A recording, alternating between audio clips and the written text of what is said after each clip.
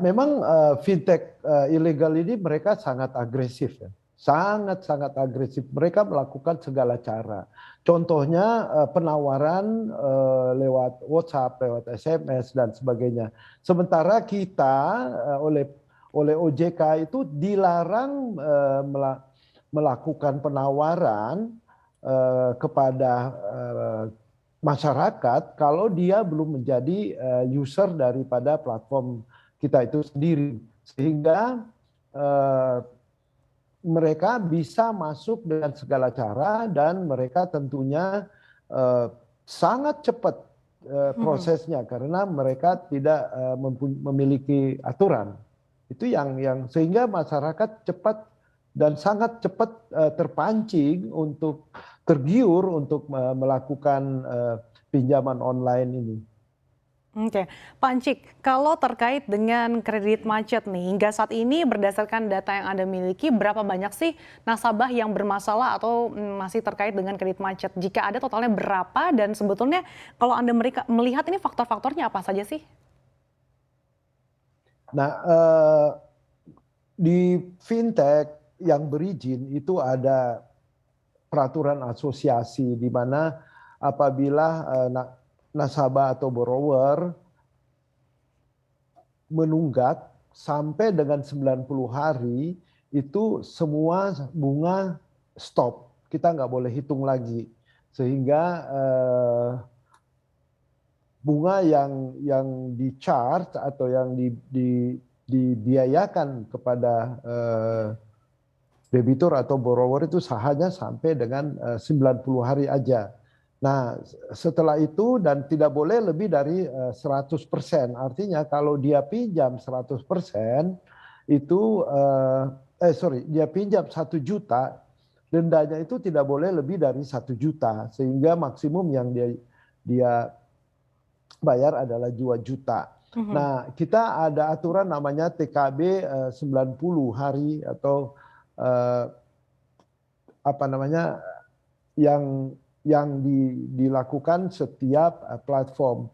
Namun kalau kita hitung yang di atas 90 hari itu sebenarnya total dari 362 triliun ya lebih, tentunya tidak lebih dari 18% yang di atas 90 hari. Itu pun sebenarnya telah diambil alih oleh lendernya gitu. Oke. Jadi masih nggak terlalu besar sih kalau saya Oke. bilang. Oke, Pak Encik, kalau misalkan kita berbicara soal fundamental dari fintech-fintech ini, kita tahu bahwa tampaknya masih dalam kondisi yang berat, khususnya fintech lending, ini ternyata masih mencatatkan kerugian nih secara mayoritas. Nah, menurut Anda nih penyebabnya apa sih? Kalau kerugian saya tidak setuju ya, kalau fintech perusahaan secara majority, karena dari 102 itu memang tidak semua yang udah profit. Karena bicara financial technology atau fintech itu kita bicara teknologi ya, dan financial tentunya.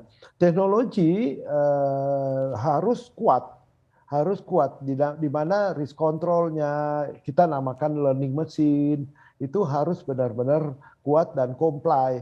Kalau dia gak kuat maka dia tidak akan comply dan tentunya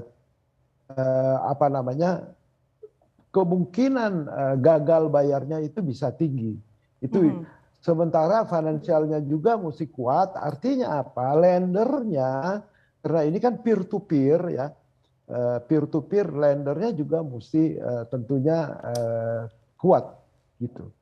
Jadi kalau saya dibilang mayoritas rugi, saya sih melihatnya ya teman-teman hampir semua sih mungkin 95% itu udah profit semua. Oke, artinya tidak semuanya betul ya Pak, seperti yang dikatakan oleh beberapa pihak. Nah, untuk fintech-nya sendiri terkait dengan sengketa, sebetulnya apa sih yang perlu diperhatikan atau mungkin dibenahi lagi nih untuk fintech-nya sendiri supaya bisa meminimalisir sengketa dengan para konsumen?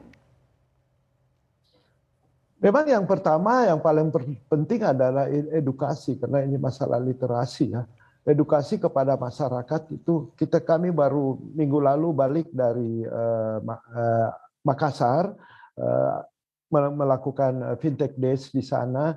Masyarakat juga belum mengerti bahwa fintech ini, terutama yang berizin, itu selalu disamakan dengan pinjaman cash loan, pinjaman online. Padahal di fintech ini kita ada tiga cluster, tiga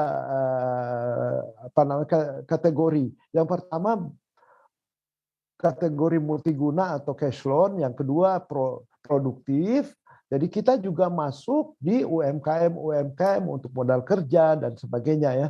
Dan yang ketiga adalah fintech syariah. Jadi fintech ini terbagi atas tiga klaster, tiga tujuan pembiayaan, tidak hanya cash loan.